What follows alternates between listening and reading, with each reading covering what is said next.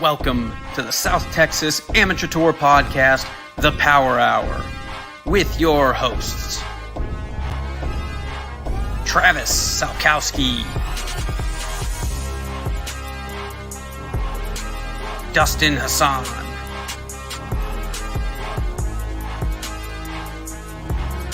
Casey Graham, Jason Bird, and Michael Germanuelian.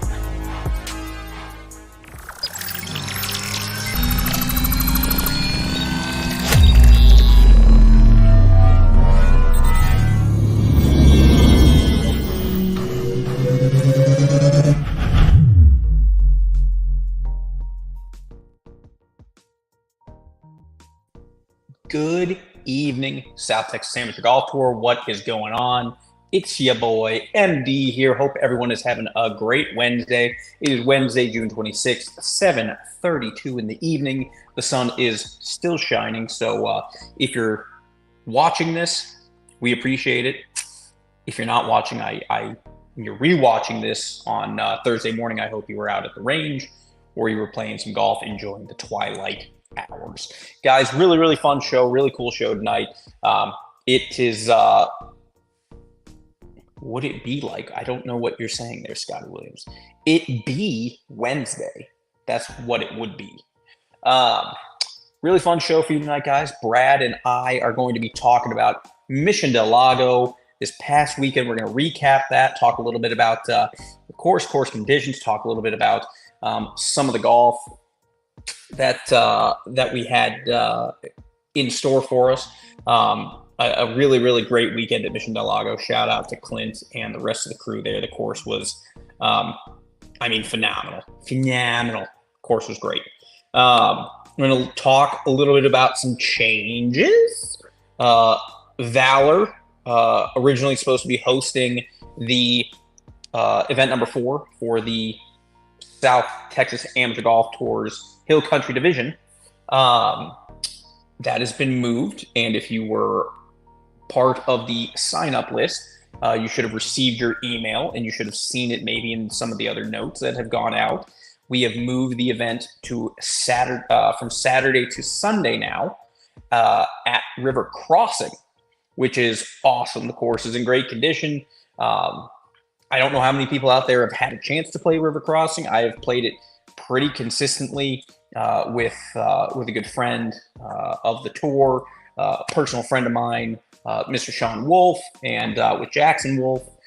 So we have a professional division event, and we have a Greater Hill Country event teeing off at 1 o'clock this weekend, Sunday, at River Crossing. We'll talk more about that. We got the top 10 to run through. We have point updates lists. We have all sorts of stuff to talk about. But before we do any of that, let's go ahead and bring out my partner on screen, my partner on the golf course, Mr. Brad Gilbert. What is up, buddy? What's going on, MD? Not too much, my friend. How are you doing on this lovely Wednesday? Not too bad, not too bad. I can't bring the energy that Travis does when he comes in and makes an entrance, but I'm here. I'm looking forward to it. Yeah, but I mean, you're saying things that are coherent and make sense. Travis jumps in and it's all hell breaks loose. Now, that being said, guys, Travis may join us later on tonight. I told him take the night off, catch up on some tour stuff. So much goes on in the background to make sure the tour is functioning, to make sure that the tour is on track. Events are open, emails are being sent, first notice to players, things like that are getting done. Believe it or not, Travis does have a day job. Mm-hmm. Most of us have day jobs. So he doesn't get a lot of time to catch up on stuff. So we are looking forward to maybe seeing him on tonight. Tyler, to answer your question for River Crossing, I believe we have 38 players total, 38 or 40.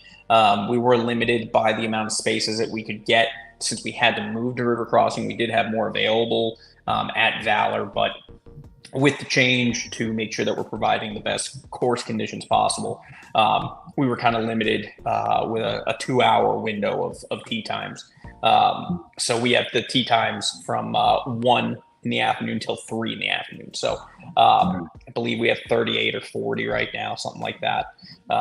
So we will we'll have final numbers. First notice to players is coming out tonight. Check out your emails. Check out the website as well.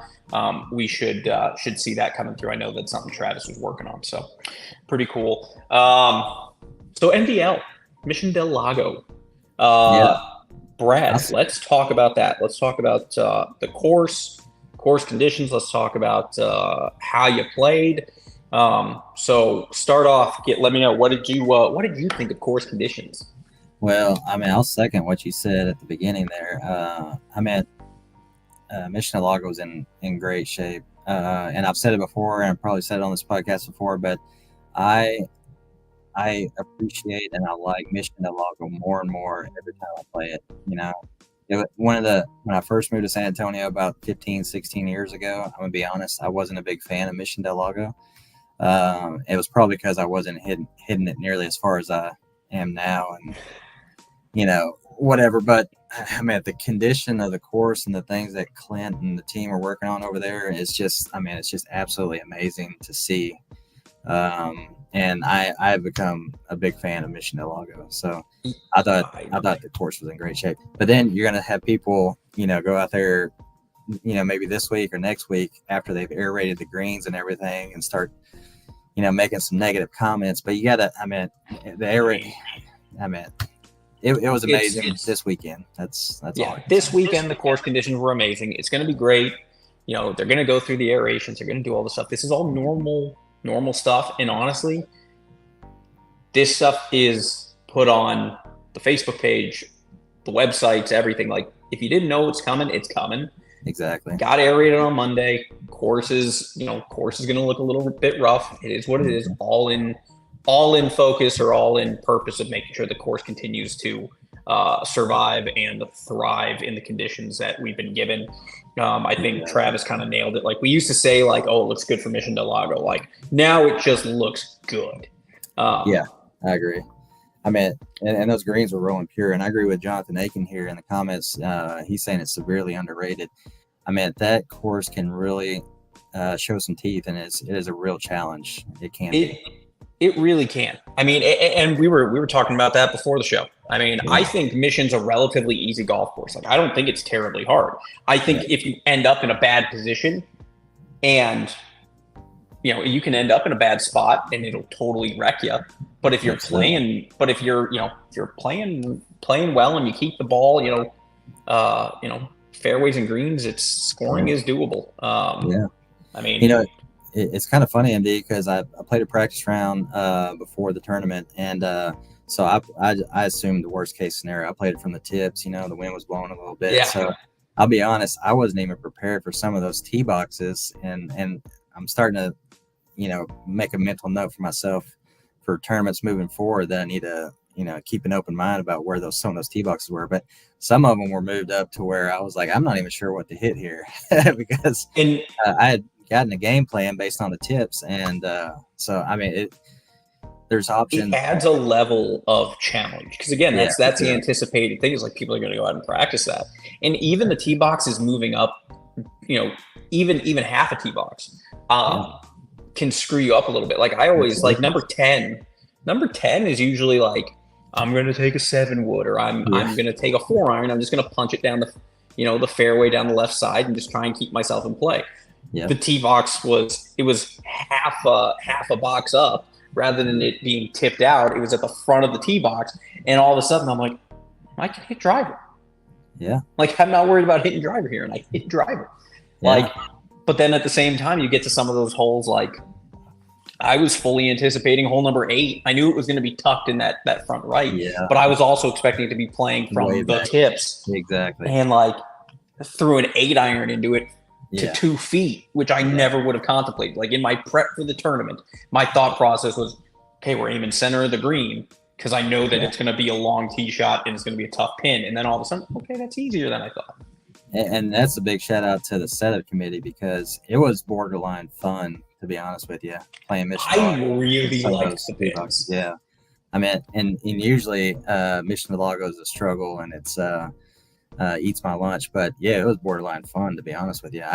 It was certainly for 13 holes. It was 13 and a half holes. It was the most fun I'd had in a while. Sounds like you're playing really solid. I was having a great day up until I found that bunker on 14. But the course was great. Course was in great condition. Again, shout out to Clint and his team and you know the staff at Mission in general, just top notch as always. It is really one of my favorite courses for us to go play at. Yeah, same. Northern, I think Northern has weirdly, like if you came to me like 4 years ago, I think, and said, "Hey, what are your favorite courses on tour?" You know, my answers would just be night and day. Like the answers I'd give now would make the guy 4 years ago be like, "Are you fucking ridiculous? Yeah. That's the dumbest shit I've ever heard." Like, no, you like Brack, you like Cedar. It's like, and I still love Cedar to death, but like Mission, I think Northern's my number 1, Mission's my number 2, and Riverside number 3. And I think that is such a crazy thing to say, and I think there's more people that would agree with me than not, that those are like, okay, those are the courses I want to go play now. Yeah, for sure. And that's because Cedar Creek's not open yet. Once that opens and we go play it might be up there at number 1, number 2. I don't know. I think Cedar will always, whether it is in new condition like how they're setting it up, or whether it is like how it's been throughout the years, I think it casually will always sit in my top 3, strictly because I just love how difficult that course is, but it favors people like me that, like, I don't hit the ball a mile, but I fucking keep it at the fairway. It doesn't scare me to hit a driver there. Yeah, I agree. You just have to be confident in the tee shot. But that course is gettable. Like, and we've hosted the PC Open out there. We've hosted different events out there. That's always so much fun. We have hosted a match play event out there. The South Texas Match Play Challenge was out there. Needless to say, that was just a beatdown of epic proportions. Like, no one, that's a golf course like you can't go into and like feel like you have any advantage really. But if you've played it at least a handful of times, you can be good. Well, I love San Pedro as the par 3 course right now, or as the match play course right now. But I wish I would have been playing on tour when y'all were doing it at Cedar Creek. That'd been fun. And Mission. I did match play at Mission. We did do a match play event at Mission. A couple of good stories out there. Jonathan Aiken, Michael Freeman, myself. There's a couple other people out there there's some funny stories from those days and those events. I would love to see. I'd love to see, and it's not necessarily in the cards. I know Trav and Bird, and I've had a little bit of involvement in getting the schedule for next year done and ready to go. I would love to host a full-scale course. Like, I'd love to do a match play event somewhere. Cool. Yeah, I'd love to go play Riverside and host a match play event out there for the weekend. And just single elimination, like just go out there and have fun. Like we did it one year where it was, I think we had to play 18 holes. I think it was 18 holes, and it played like a regular tournament. But you had to qualify from that to get into the match play. Yeah. So either way, you still got good points. But if you made it to the match play, now you're in the match play. Yeah. And it was pretty cool. That's awesome. It looks like Jonathan Harder agrees as well. Yeah, well, I mean, Jonathan Harder, we'll talk a little bit about Harder and his return to the tour. He's taken a couple of took the season off, it seemed like, in the spring, minus he and his wife kicking some ass during the match play event at San Pedro. But excited to see Jonathan Harder back. I know I don't want to play Jonathan in match play. I don't want to play his. I don't want to play his wife in match play. Yeah, right. Like she's Yeah. pretty okay, Yeah. and the fact that I got to give her like two or three trips a hole would be Yeah. Man, she made a good run. They both made a hell good of a run. run. Match play. Yeah, that's awesome. Yeah. But yeah, I'd love to see match play back on a full size course. Like that's always so much fun, and it makes it, it's. I mean, it is like playing in the South Texas match play. Like I like the full course, a full size course match play event because I think that's such good prep for South Texas match play. I agree. Like get used to being out on the course, get used to being out there with getting. I mean, it really is a different world when you're playing with people that when you're out on the course, you have certain advantages. Your distance is a huge advantage on the golf course. If I can find the center of the face, I haven't been able to find the center of the face lately. you've figured some things out. I'm excited. You're feeling a little dangerous for river crossing this weekend. Man, I'm looking forward to it. Really looking forward to river crossing. It's going to be really good. But before we jump into river crossing, because I want to talk more about river crossing, I want to talk about the golf course itself for people who haven't played there. Talk a little bit about prep for river crossing and what people can do and kind of get ready for that. And kind of talk about open events and stuff like that. But before we do that, we got to talk about our winners from the weekend at Mission. So let's jump into that. I do ask everyone, just bear with me here. I am pulling up numbers off my phone as I do this. So we will start with Fourth Flight. So in Fourth Flight net, shooting a net 63, 9 under, Mike Murin. I don't think that's Mike's first win. No. For the year. No, he's a cookie recipient for sure. He's a Cookie Mafia member to our knowledge. But very, very solid playing by Mike. He shot an 85 gross. Pretty damn good score for him. Getting to 9 under net 63 is pretty damn impressive. So congrats to Mike. Coming in first on gross side is Christian Castillo shooting a gross 82. Gross 82, and that's a net 62. Yeah. So again, some really, really stout golf. I mean, maybe the course was just set up too friggin' easy. No, it's just Travis. Clearly, it's just good golf, man. Christian shot 1 over on the back 9. That's impressive in and of itself. That's the toughest 9 in my opinion. I normally wouldn't agree with you, but after this weekend, I will say it was the hardest. Yeah, I guess depending on setup. So congrats to Mike. Congrats to Christian. That's your Fourth Flight gross and net winners. Really, really cool. Jumping into Third Flight on the net side, we had Charles Clark. Mm-hmm. Miss Charles Clark shooting a 5 under, 67. Again, pretty solid. I believe that this is not Charles' first win. No. I believe he is a Cookie Mafia member as well. I believe that's correct. So congrats to Charles, 5 under net, pretty damn good score. It's always nice to be in red numbers, especially at a place like Mission Del Lago, which those third and fourth flighters, it can be challenging. I mean, that course can be long no matter what it is. I think we were fairly lucky with the wind I agree. Not being as bad as it could have been. I agree. So congrats to Charles on his win, and then we move into our third flight gross winner, Matt Kawamoto. Matt fired off a 10 over 82. That was a 4-stroke win over Francis Puanco. I apologize for butchering that name. And Charles Clark and Ed Mitchell, all shooting 14 over. Matt ended up pulling away.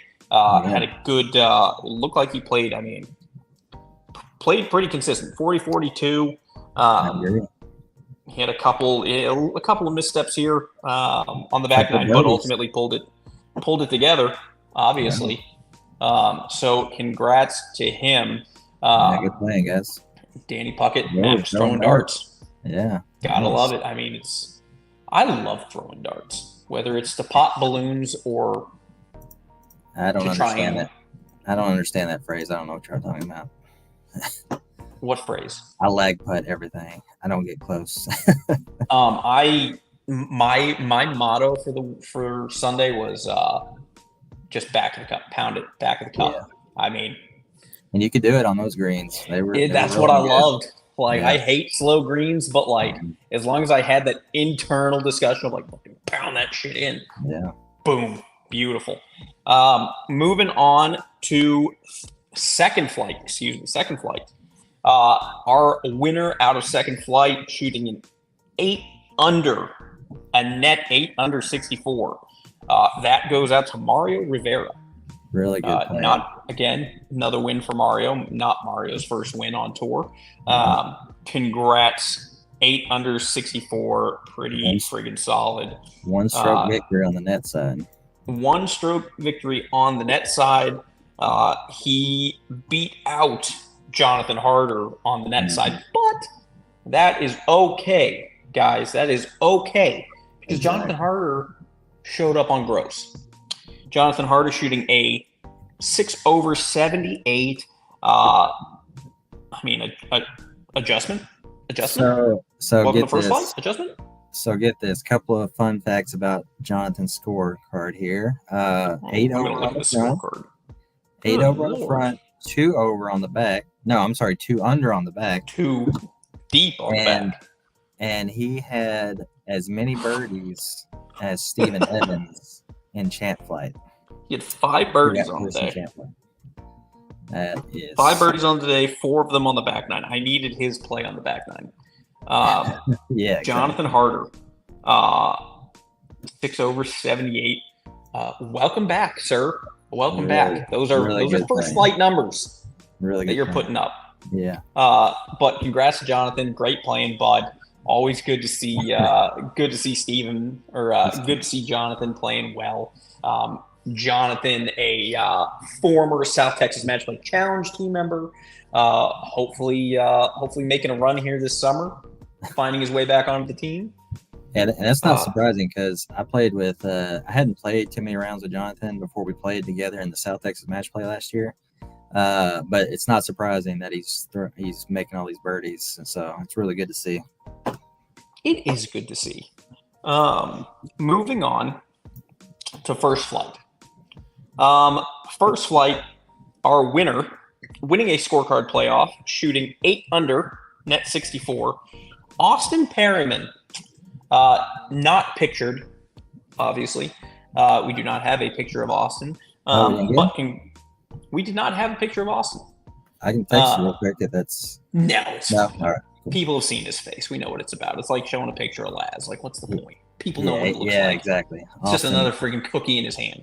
Yeah, he was. And I'll tell you, man, he was. I was watching the leaderboard all day, and he was. Deep into the round, he was like 2 under, and so it'd be interesting to see what happened there at the end. But man, he was playing really good, and I saw that coming as well. He's a competitor.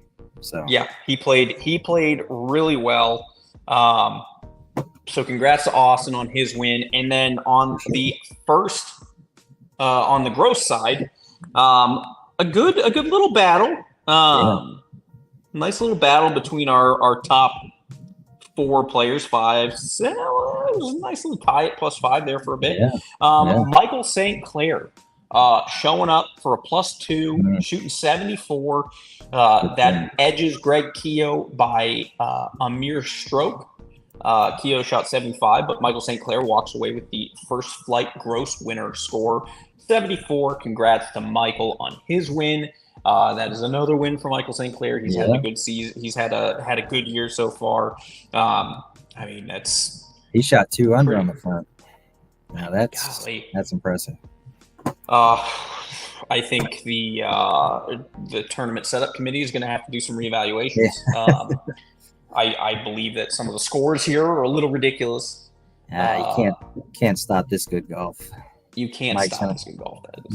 And Greg Keogh almost caught him, man. That was crazy. I don't know if anyone's seen his scorecard, but he finished with 4 birdies in a row, coming in second. Yeah. and then gross flight. Man, that's crazy. I mean, Keogh is the king of forgetting things. He forgot to start. He forgot. I've seen him forget his golf clubs. I've seen him forget his clothes in a suitcase in a lobby at a hotel. And just another case of Greg Keogh forgetting to start making birdies a couple of holes earlier. Yeah, right. Love you, Keogh. But that being said, congrats, Michael St. Clair, on your win. Great playing, Keogh. Great playing to the rest of the group in there. Really good scores all across the board. And, of course, moving into Champ Flight. Let's talk about that. Ben Carricker, net side. Ben Carricker spanked the field. Pretty straightforward. From what I Carricker, saw, 9 under 63. That's an even round of golf for him, I do believe. For the day, he shot even. But that is a 9 under 63. Fucking good. From what I've seen, he had 6 birdies on the round total, and I mean, he's just playing unbelievable. That's good to see. Yeah, I mean, it's always good to have Ben be in a good mood, and I love having a partner of the tour winning some events. I'm glad to see Ben get a cookie. It was a good battle. It was a good battle up until the end. Ben played really solid down the line, but Jason Bird gave him a run for his money. I was in there for a little bit. Kacheski right there at 7 under, finishing at 7 under. But Ben walking away with it, running away with it, really shooting a 9 under net 63, even on his round. Congrats to Ben. Really good playing. I mean, there were some people who started out the day too. Like, I mean, you look at Alex Artucci shot. What did Alex shoot? Alex shot 77, net 70. Freaking Artucci scared the shit out of me. Like, I was 2 over. I think it was like 2 over at the time, or maybe I'd gone on my birdie stretch and I had finished. I was somewhere maybe in the middle of making 1 or 2 of the birdies in a row. Yeah. And then I look at Artucci and he's birdie to start. Yeah. Like, God. Birdie the first 3 holes. It had 4 birdies on the front 9. That's crazy. It was crazy. Really, really good. Must be nice to be a good golfer. Must be nice. Speaking of good golfers, Champ Flight gross winners or gross winner. It's a name. It's a name of a person who played well. I have his picture. You've seen him before. Beat Jaramillo in a scorecard playoff, shooting 1 under, 71. Steven Evans. That is 2 wins in a row. Good start to the season for Steven Evans. He took the spring season off and obviously didn't lose any practice or lose any skill in his game. Steven Evans and Jeremy shoot 1 under. Scorecard playoff goes to Steven Evans. You had Ben Carricker right there at even. Scott Shaw, who I played with, newer to the tour. Excuse me, I didn't play with Scott. I played with David Holgan. But Scott Shaw, Seth Henry, David, all shooting 1 over. We had some good scores. Some people got chewed up a little bit on the back there and kind of walked off. But really, really good playing by Steven Evans. I mean, there's not much I need to say that Steven hasn't said about himself being so good. So I'm going to just leave it at that. Congrats, Steven Evans, on your win. Ben Carricker is in the chat. He's out there. He's here. Yes, you did almost have them. You'll have them next time. Greg Graff wants to know if Fireball was involved, and I can't imagine a round of golf that didn't have Fireball involved for you. But shout out to all of our winners. Congrats on all of your wins. That being said, what does that mean for point standings? Well, I am here to tell you what those point standings are.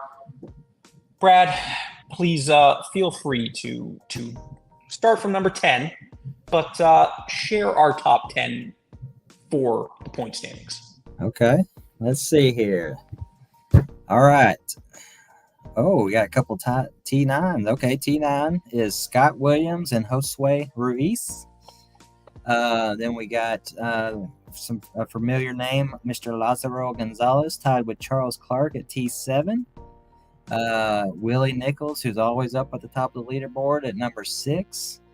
My boy Roger Murray coming in at 5. He's been playing really good. He's putting a lot of hard work in, and that's really cool to see it pay off and be at the top of the leaderboard. And of course Ben Carricker. I mean, just making birdies like it's going out of style. Mark Kucheski, another one. I mean, I am really tired. I'm really glad of seeing Mark Kucheski in the champ flight because I'm really tired of him beating me all the time. So glad he's in the champ flight, but really good playing. Mark Kucheski at number 3. And then, of course, Jeremy Jaramillo at number 2. I mean, that man's not going anywhere. He's always up there. Good to see him at number 2. And then, of course, Stephen Evans at number 1. It's not surprising. Back-to-back wins for Steven. His partner, Jeremy, right there next to him at number 2. Good call out by Travis. Charles Clark up 75 spots, and Charles is obviously like, what the fuck? Don't sweat it. Don't sweat it, Charles. It is a marathon, not a sprint. Play your game, bro. Play your game. Still plenty of golf. Yep. Just still so much golf left to be played. Here is your top 10, guys. Go to stxamtour.golf. Check out the top 10. Check out the entire list of point standings right now. Give that a check. Yeah, if you want to beat, you got to bring it if you want to beat anybody on that list. You do. Bet you do. Emma, can you say hi to Brad? Hey, Emma. My daughter's name's Emma as well. You know his daughter's name Emma too, but there can only be one. But you don't want to fight her; she's way bigger. Yeah. Yeah, I mean, hell of a weekend at Mission. We're only 2 events in. Still lots of golf to be played. All that golf will determine who is on the South Texas Match Play Challenge team. Yeah. Your roster right here. Danowski, Willie Nichols, Greg Graff. Those 3 spots have been earned. Those 3 spots are locked in. We are on to the next 3. Next 3 coming out of the summer season. We're going to have 2 spots for our Greater Hill Country playoff winners. And we're going to have our wild card. And then, of course, we roll into the playoffs. We've got captain's picks. Lots of golf, lots of stuff left to be done. It is a tremendous graphic. Great call out, Travis. That's pretty cool. I don't think he's saying that because he made it. I think he's saying that because it is genuinely a great graphic. It's very like I Dream of Jeannie, or like it definitely exactly has like that, right? Yeah, it's the stars. It's the stars and the TV and the like at Riverside. Yeah, I thought of I Love Lucy when I first saw that TV. That's another good one. Yeah. So absolutely love this graphic, but more importantly, what is this? Oh, Danny. Okay. Definitely didn't make it. That credit goes to Danny Puckett and his team at Globe. Okay. So Travis made it. So Danny made it. Travis misrepresented himself slightly in his phone calls with me earlier. So we're saying he made an assumption? Is that what we're saying? I was a fool and I trusted someone. Yeah. Danny Puckett. Really cool. Really, really cool, dude. Like, this is sweet. I like this one a lot. Yeah. Let me get that out of the way of my beautiful face. That being said, we have to play more golf in order to fill up that roster. How do we fill up that roster, you might ask? Well, we fill it up by playing tournaments and then determining playoff winners, top 3s, those fun things like that. So what does that mean for us? Well, we got to play some golf. So what's coming up, guys? Coming up, we have the Greater Hill Country Division event at River Crossing. That email is going out tonight if it has not already gone out. You will see it before 10 o'clock tonight. Of course, that will be on the website as well. Feel free to go check out that and see where your where you're playing, what time you're teeing off, all those good things. And of course, we have the Greater Hill Country Division July 7th event. That is the 9999. This is the Jason Bird, complete architect of this. This is 36 holes, 1 day at Fort Sam, July 7th. This was a rescheduled event, rained out event. So this is still available for sign up. It is still available for sign up on the website, stxaftour.golf. Make sure to go and check that out. Me and my partner, Mr. Scotty Williams, T9 in the point standings. I'm looking forward to having him carry me. Of course, we jump back into the South Side, or the sizzling South Side Summer Swing, and head over on July 13th to Riverside to go play a stroke play event. Cannot wait. Maybe, or not maybe, we will have carts ready to go on the golf course, so no one has to walk, which is lovely. Followed up the next week, we are at Almost Basin, another stroke play event. I friggin' love stroke play events. Almost Basin. I don't think we've seen Almost in a hot minute. It's been a bit. Long. Yeah, it's been too long. They've been doing some work out there. We'll kind of see how the course looks here. We've got a month till we get to Almost, and I know they're working hard to get the course in its best conditions possible. And then, of course, we round out this long stretch of golf, 6 weeks of golf, finishing up at Team Best Ball at the Bandit as part of the Greater Hill Country Division.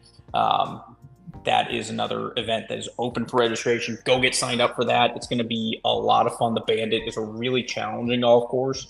Mm-hmm. I'm interested to see how we'll go about getting the course set up for that as well. But Brad, let's talk a little bit about River Crossing. Obviously, River Crossing is the location of the event that we are playing this weekend. That is a new venue for us, moving away from Vaaler. Again, course conditions of Vaaler we know are pretty rough. And in order to make sure we're giving you guys a good chance to play best golf courses and best golf course conditions possible, we were able to make something happen at River Crossing, moving us to Sunday, 1 o'clock tee time. Tee times starting there. Professional division playing as well. Travis Salkowski and Jackson Wolf will be playing in the professional division, playing 1v1 match play. Nice. That's cool. I believe Kevin Keeney is going to be on the bag for Travis this weekend. Okay. So feel free if anyone wants to come and watch. Who is not playing in the event? Anyone who is playing in the event, feel free to come around and cheer Travis on for a couple of holes. Myself and Sabrina will be starting. Nice. Do we know what time? So is professional division going off first at 1 p.m.? They'll have the first tee time. They'll tee off at 1 o'clock, I believe. Nice. And then we'll have the tee sheet till about 2 o'clock. I think myself, Sean Vidal, and one other person will be the last group off for the day, around 3 o'clock. So we've got some good golf. You have played River Crossing, correct?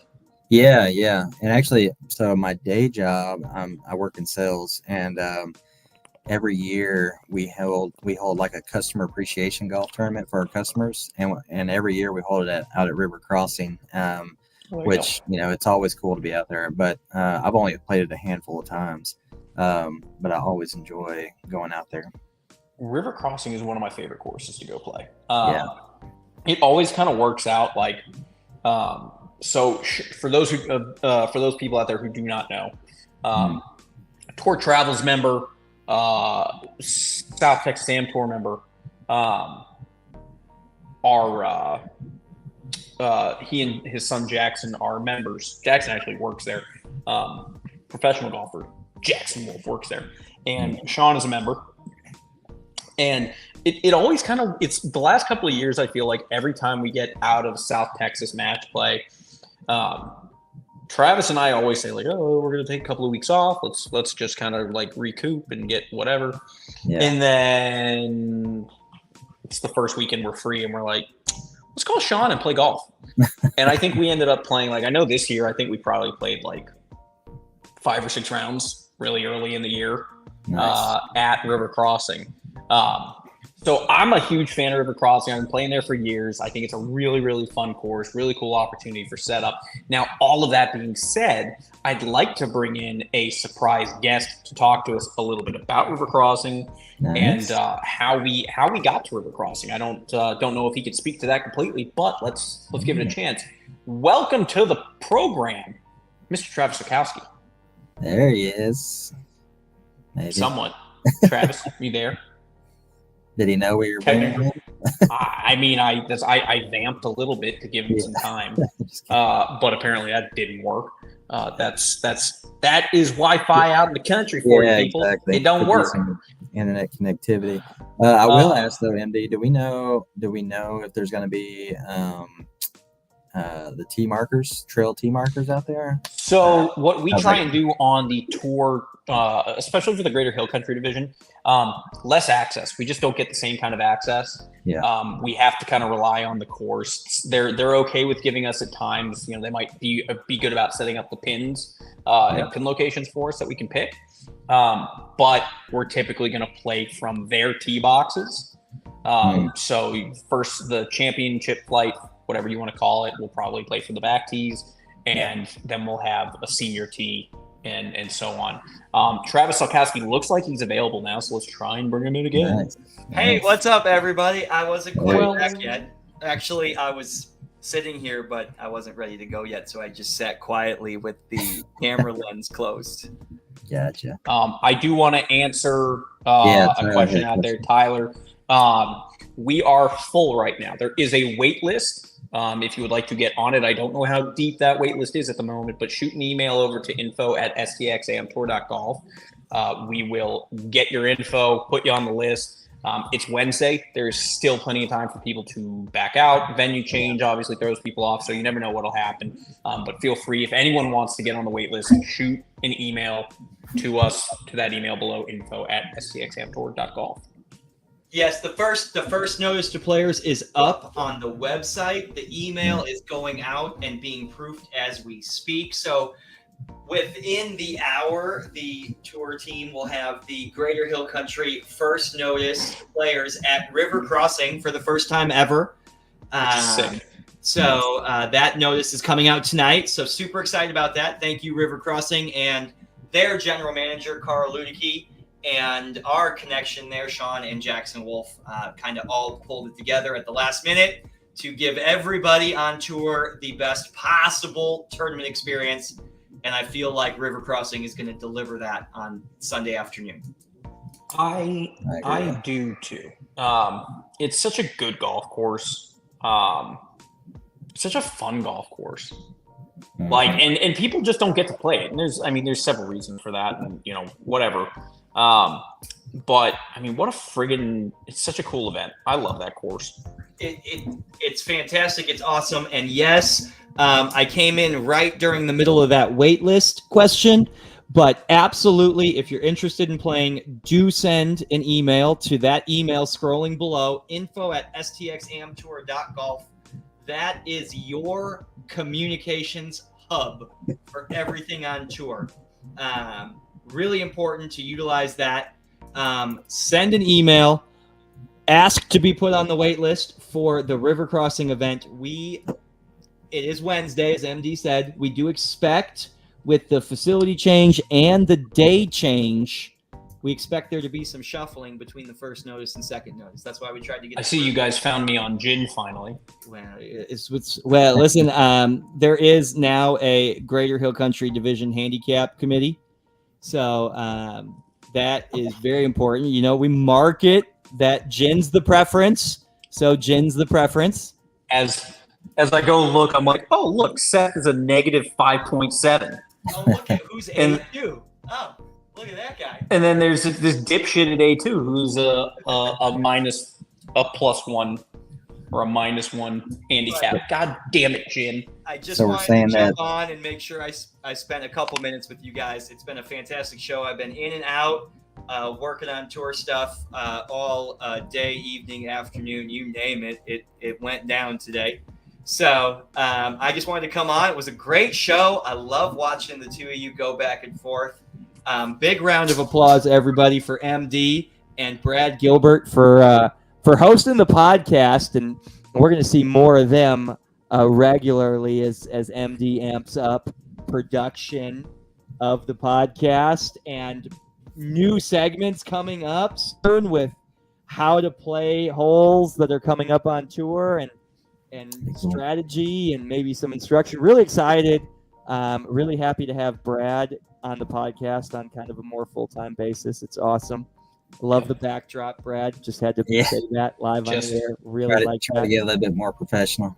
But really MD does all the work. Yeah. I just bring the good looks. That's all. Well, I'm here for a couple minutes, so where are we at, MD? I'm sorry. Oh, and MD's gone. And I'm gone. And I'm gone. That was awesome.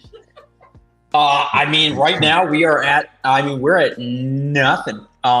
Show's over, unless you want to talk a little bit more about River Crossing.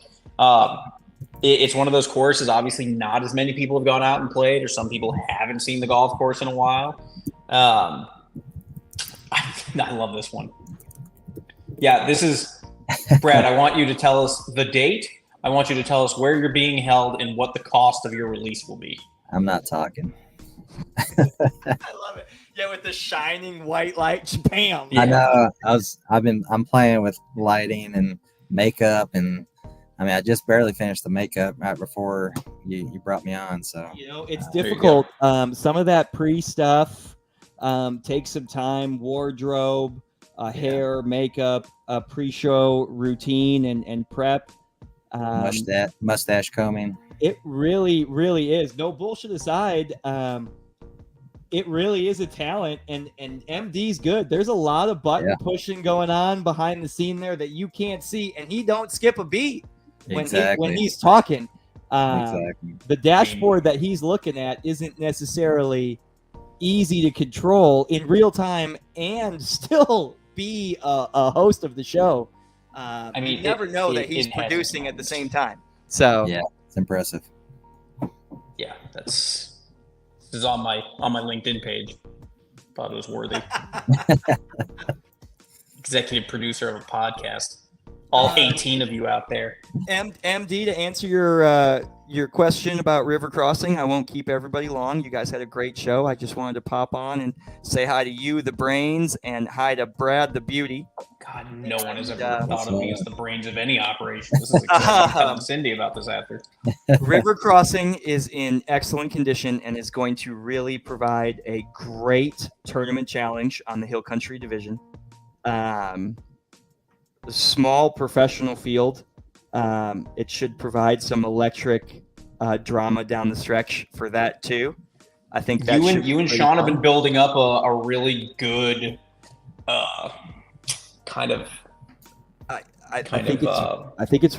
I don't want to say rivalry, but I think you guys have been playing against each other a lot the last 2 years. It has, and Jackson's playing good. He's practicing hard. And I'm playing okay and practicing zero. So we'll see. I'm setting myself up there a little bit. I'm going. But your will to perform on the golf course carries you. I am. Your fear of shame from not playing well puts you at an elite level.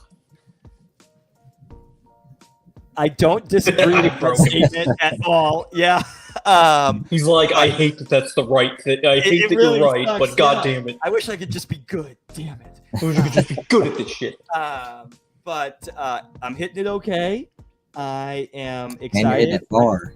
I'm hitting it hard. I'm hitting it far. It's a golf course that is nice to have some distance on. I'm going to do my best to get in a practice session tomorrow, and I'm going to try all of a sudden. There's an off Saturday morning, right? Yeah, which is great. And I am going to sneak down to Riverside and play the back nine and get a good practice session in down there at dawn on Saturday morning. So I'm gonna get a range session and 9 holes, and then I'm gonna try to I'm gonna try to bring that pep in that step, and I'm gonna try to like out douche Jackson Wolf. That's my plan. I'm just gonna keep the energy as high and obnoxious as I can the entire time, and I think that is the key to success. I know Jackson's watching right now. We're gonna be hearing a lot of grunts off tee boxes. Maybe a lot of high pitch. I played 2 weeks ago with you guys in Las Vegas, and by the time we were on the back 9 of the second round, I was warmed up a little bit, feeling good. Maybe I was stretched out a little bit, and You knew where your phone was. Just keep that phone in the. I was feeling good, and I had a little swag in the step, kind of coming down the mountain on the back 9. Yeah. But yes, I couldn't tell whose balls were bigger, yours or the Ram. Oh, well, listen, that's amazing. I'll take that. You were feeling good. We saw a trophy mountain desert bighorn, and it was. Hold on, I'm going to see if I can. Scary. It was scary to be close to it. Stand by. And the nuts on that thing were crazy. Caddy said it wasn't going to do anything, but I did not believe him. It was difficult. I was the closest one to that thing, and it was close. It was kind of in a little creek bed by one of the par 3s on the front side, and I had to hit a chip shot from relatively close to it. I mean, maybe 20 paces, and I was nervous. He watched you the whole time. You were staring that boy down like, what's he doing? But yeah, so that's my strategy at River Crossing, and really to keep it in the fairway. I think through the green. I think where people are going to have the biggest problem, not necessarily the biggest problem. I think one of the coolest things about River Crossing is that there's a couple of holes here where you can be super aggressive. Yeah. No matter where the tee box is. But that being said, like, it's very easy if I think about 1, 2, 3, number 4.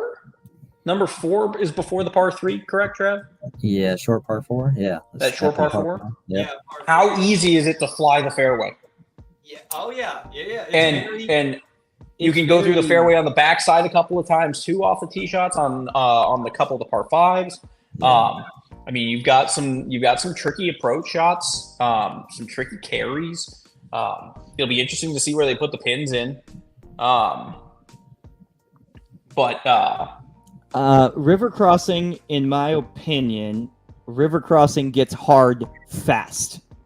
Mm-hmm. It gets challenging quick. I'm going to play a different format against Jackson than you guys are going to play. So my strategy will be completely different. I'm going to be gunslinging the whole day, just as tight as I can, add as much as I can, right? My best miss is just off the green, right? My best play is chipper. Yeah. So I'm gonna take dead aim the whole day in my match, right? While you guys are playing stroke play, I still think, while my strategy might be a touch different out the gates, I still think a great strategy at River Crossing is start as strong as you can. 1, 2, and 3 are the easiest holes. 1, 2, 3, and I mean, honestly, 4 is not a difficult hole. It's the tee shot more than anything. Play it well. I've never seen you take a swing out of the fairway. I have only seen you down in the ravine only. If Jackson's watching right now, I'm almost conceding the 4th hole already. I mean, it's. I would agree with that. I think it's a start off fast. I mean, number 1 is a pretty gettable par 4. You should be within 100 yards on that first tee shot, no matter what. Number 2 is a tricky little par 3 over the water, but you got to see where the pin's at. Yep. And then number 3, I historically play that well, and then number 3 is a pretty wide open, pretty straightforward par 5. Yeah. So it's who can in stroke play. It's got to play well. It's got to play well. In the match, it's, who can get the early lead, right? Yeah. Because it gets hard quick. The tee shot on 5 isn't easy because it bends so much. It's easy to go through there. 6 is the hardest hole on the course. That is the toughest tough par shot. 3. Seven's a little tricky too. 7 usually plays into the wind and becomes tricky. 8 is a goofy par 5, and it seems like we should all be sitting here being like, oh yeah, I'm gonna have birdie putt for sure. But dumb shit happens on that hole all the time. I mean, you take 9's an no aggressive line joke. down the right 10's side. no joke. 10's kind of a beast in the wind. 11's weird. That little par 3. And then there's a little layoff. There's a little layoff right there, kind of 13, 14, 15. And then 16. Challenging finish holes. Yeah, challenging finishing holes. Again, 17 and 18 are what we go into thinking that they're birdie looks, right? But the number can add up quick. That was 17 might be one of the most gettable and yet one of the toughest par 5s to go play because it's straight downhill. I mean, I don't know how many times we've gone out there and played where it's, driver to whatever number out, and you're playing two clubs down. Yeah. Because that thing just wants to ricochet, and once it hits the green, it is all downhill on that green.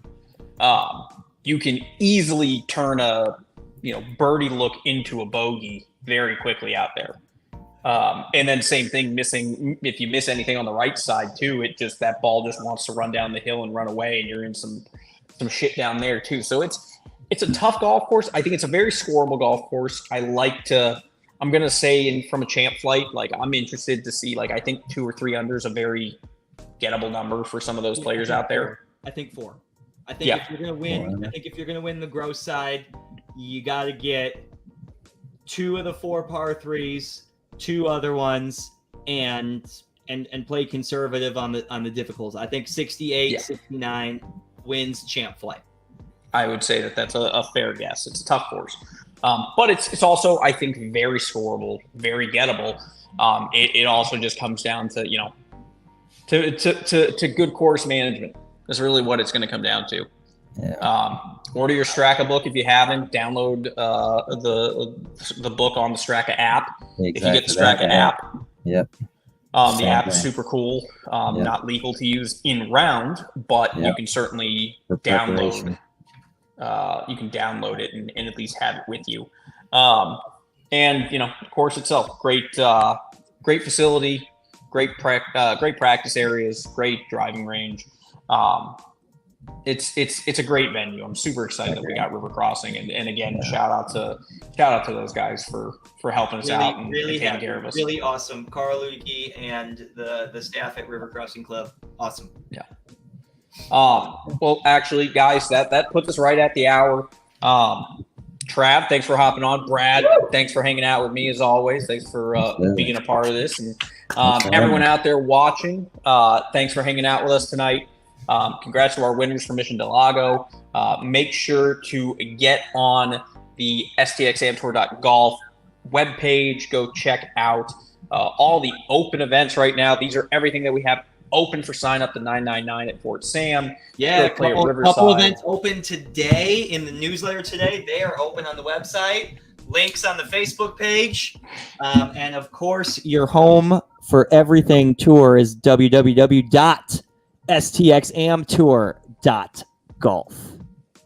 Yep, be sure to head over there, get registered for all open tournaments. It really is the only way anyone's making the South Texas Match Play Challenge team. From the trail division is you got to play every friggin' event. There's just no way about it. You got to play every event. You got to get as many points as you can. Hill Countryside. I think the playoff bonus for placing the top 50 in spring and summer, I think that cannot playoff be bonus undervalued. is really crucial this year.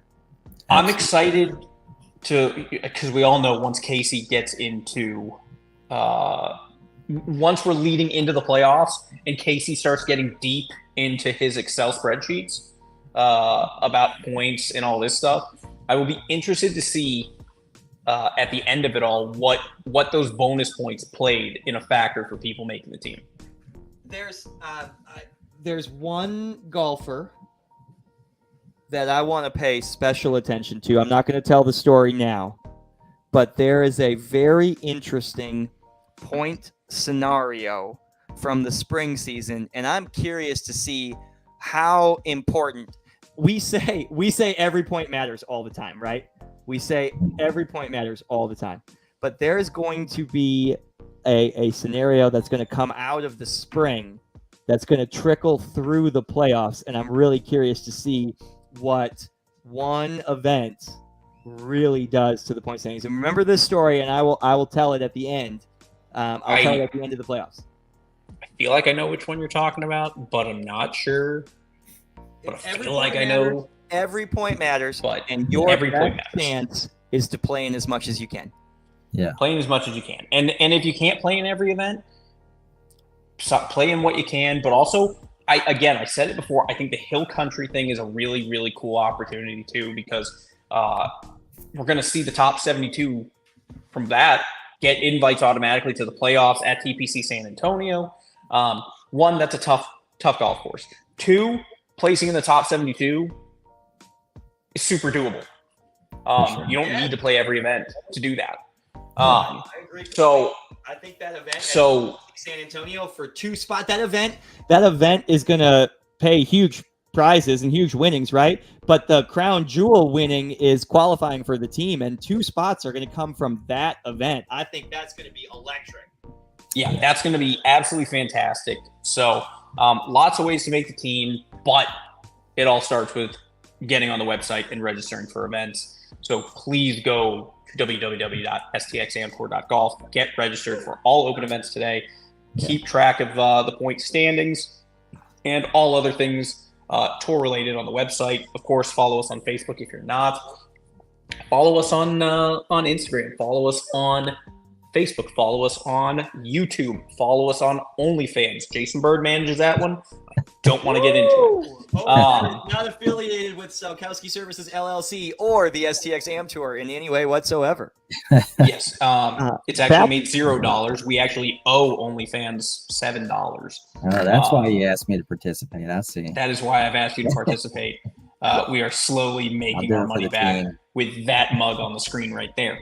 Brad the Beauty. Brad the Beauty. He reminds me of that scene in Shrek 1, like the opening scene where Prince Charming's riding the horse and takes off his helmet, sitting in front of the black. Yes. And it goes to slow mo. That's what Brad. We've got a real Beauty and the Beast vibe here. I love it. Yeah. We're Team Beauty and the Beast. That sounds like a great graphic for the podcast intro. I love it. No, we're two beauties. Two beauties. Back to back Greater Hill Country Division weeks. Yeah. Really cool. That has never happened before. That Fort Sam event is a rescheduled event that is currently still open for registration. That registration closes in less than a week. So if you want to jump on those point standings that we were just talking about, that basically guarantee you a trip to TPC San Antonio in the playoffs, that is still open for registration right now. Really cool format. 4 9-hole sets, different formats, all in the same day. Fort Sam, Houston, lunches included, range balls all day. What more could you ask for? Gotta love it. Victory cookie. Well, guys, that's true. Guys, that does it for us tonight. Thank you, everyone, so much for hanging out. Have a wonderful rest of your Wednesday night, rest of your week. For those 40-some players, we will see you on Sunday at River Crossing. Be on the lookout. We are going to have the Golf Genius live scoring available. Go check that out. Follow along your favorite tour golfers. And, yeah, guys, I mean, it's going to be great. Everyone, have a wonderful evening. Country Division first notice coming out within the hour. And it is already online, stxamtour.golf. I already went and checked it out. I'm already upset about the point standings or about the handicaps. So, Travis, there is also a potential storyline brewing in the Greater Hill Country division. We do have a reschedule, so this is event 4, but we've only played 2 events. Sean Vidal, wire to wire, first place finishes, still alive. Sean Vidal in the field on Sunday at River Crossing, wishing STX Am Tour ambassador Sean Vidal best of luck in his Greater Hill Country division wire to wire attempt. Possible storyline, pretty early to tell, but we're getting close. I mean, send prayers his way. That's going to be 2 weekends in a row he's had to play golf with me. So he'll need to bring all the mental game he's got. Brewing all over the podcast tonight. All over it. Everyone, thanks so much for hanging out with us tonight. Everyone, have a good evening. We will either see you this Sunday at River Crossing. We will see you next Wednesday back on the podcast. We'll see you maybe the weekend after that, or the Wednesday after that, or the weekend after that, because it don't stop on the tour. Woo! Doesn't stop, can't stop, don't stop, won't stop. And who wouldn't want to see Beauty and the Beast more than once a week? It's pretty great. There's some people that argue against it, but they're ridiculous. They don't appreciate the value that we're bringing to their lives.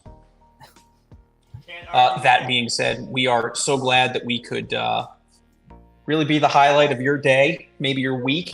And we will wish everyone a good evening. Have a good night, and we will see you guys soon.